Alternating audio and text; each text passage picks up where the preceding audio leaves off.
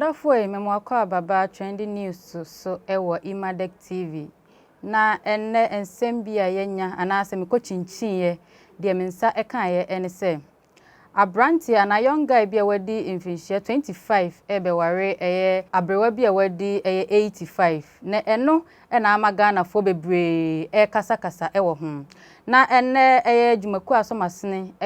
samji casual fashion clinic wasi tailor ni bi adi uhamo anase upe obi amana pamwatare de amawa akọ wedding birthday party na bibia me show dan wani ekọ samji casual fashion clinic wasi enya ntade nkwa na opam so opam wi a obetimi de o material ne bi a design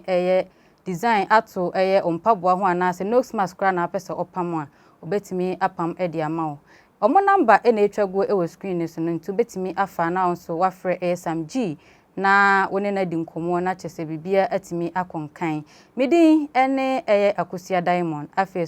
afe ensem no nchechemu abrantie bia wofiri Congo abetena Ghana man mu ha ye frɛ no Munyiwa ene ne nafofo enete na wo baaye no na wo beko school na school ni mu no na wo mo behind dan ewo abrewa bia wadi mfinhia 85 ye frɛ no Teresa behind dan ewo ne fie na enumu na wanya odosonku bi ama abrewa no a chese Ghana fo adwen ho bia wo mo entiase na abrantie yi interview ewo Afrimax na enumu na wo beka se odo a abrewa Teresa ada na di no enya de a osiisu odeti ye oba bia a show ni sa love no kra eda na ne nchechemu na ochemu se Ebre bi ofri school by na ne nafofo na wo ne wo mote no na wo mu ni ho na waye mrepa na afenso na abrewa ne nkwa na na ho na sede abrewa no edi aduane ebre no ekrokro no ene adeade no na ne nwanwa esanse osi so no wadeti ema bebre emu bi enshow ni sa love ne krada na ono de ondo susu se ne fempade na abrewa Teresa na enumu na interview kro na yebisa abrewa Teresa se enti odo a muyiwa ewo edemano no odo a sonkwa na ewo na abrewa Teresa ebeka se ono de ohun se ne fempade no na on de enya ade a ensemu a ne mma anase amanfo keka no wotie esanse owo emma nwotwe 8 na afeso emma nananom aduonu 20 enka abrantie se enka okakra enka obeye ne mma na otoso miensa nanso wahu se odosonku bi ewo abrantie ni maso ne netena on de osusu se obema no ahunu odosonku a echen de ohun ne kane no enti na on de muyiwa edo no na ekoso ne no ebeware ne no na ennei Ghana fo bi mu ensemu a wo mo ekeka ene se abrantie yi pa ede ne ha no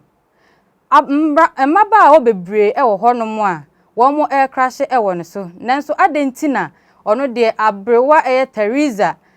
na ono de wa choose ne se obeware no bebre kra ka se aden ne fie no o renti anase o han no na opese ode che nana nanso abrantie yi se da bi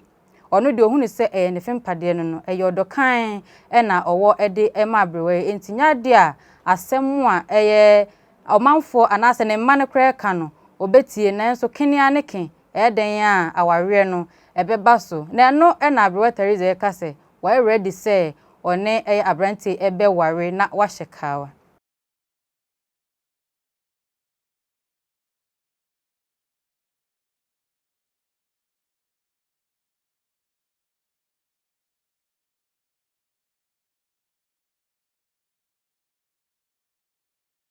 na chese trending news and na mekochinchin ekope baaye no ha na mede ni nyina esi na anyumaku esomasene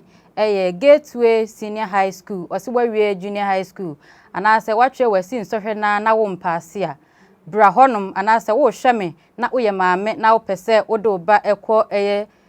Senior High School amehwew fa oba no ebra honom na ono nso ebenya entete pa ono nso obetimi etwa ne nsohwe wo mo achi akwan ewo sunwane ba kuni aba wo pese wo frɛ wo mo na ne panyin kwanchefo no edi nkomo echen de mede ama wo ya betimi afre number na etwagu ewo screen ne so no na wonso one no adi nkomo mede ene Akosia Diamond aha ena mede mu esi